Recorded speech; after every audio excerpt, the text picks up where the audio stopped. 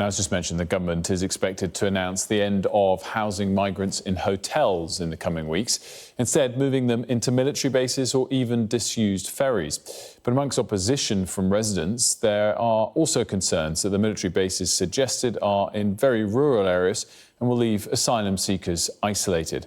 Director of human rights organisation Stand for All, Daniel Sohage, joins me now. Daniel, great to have you join us. Do you welcome a new updated government plan on how to house these asylum seekers?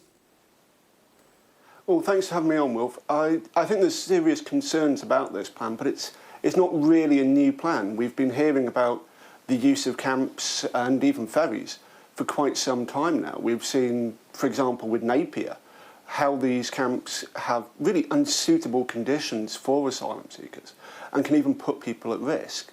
And it seems from the locations they're suggesting with some of these new proposals that that's actually going to be made even worse. I mean, as you said, in very rural areas, there's no amenities for people.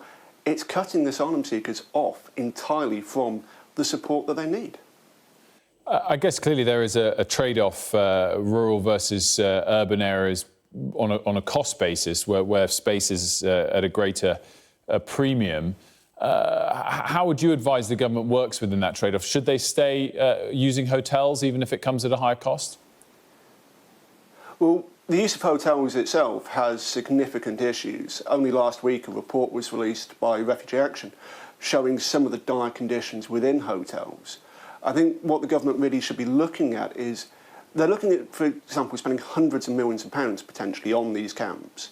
That money could be invested into refurbishing existing buildings to create more suitable accommodation, not just for asylum seekers, but for local communities as well.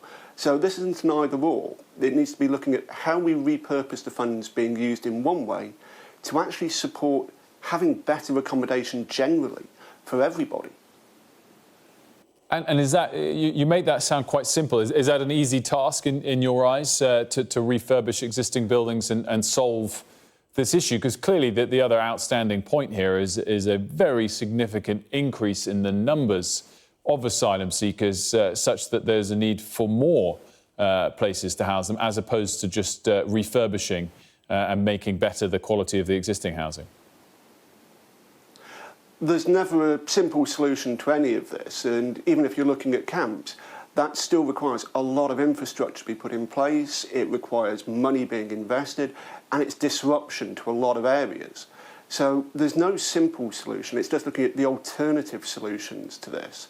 And I think it's important to remember that we aren't even looking at an increase in asylum seekers that's close to levels that we've seen 20 years ago, for example, when we weren't faced with this problem.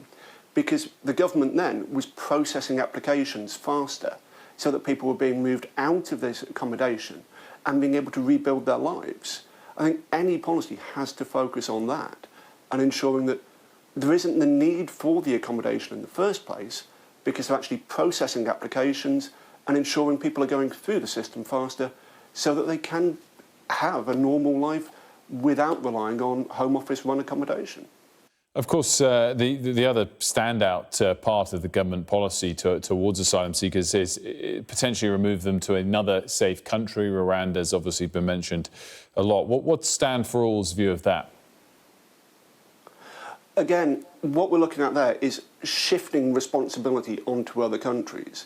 And that's something which really undermines not just our own, as the UK, ability to look after asylum seekers, but damages the international refugee protection regime as it stands. We need to be looking at policies which focus on, as I said, processing applications faster and actually getting people into areas of safety.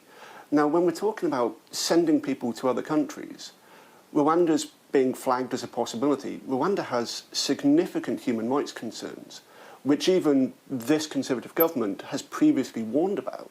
The Foreign Office, for example, has stressed the issue of refugees being forcibly conscripted into the Rwandan army.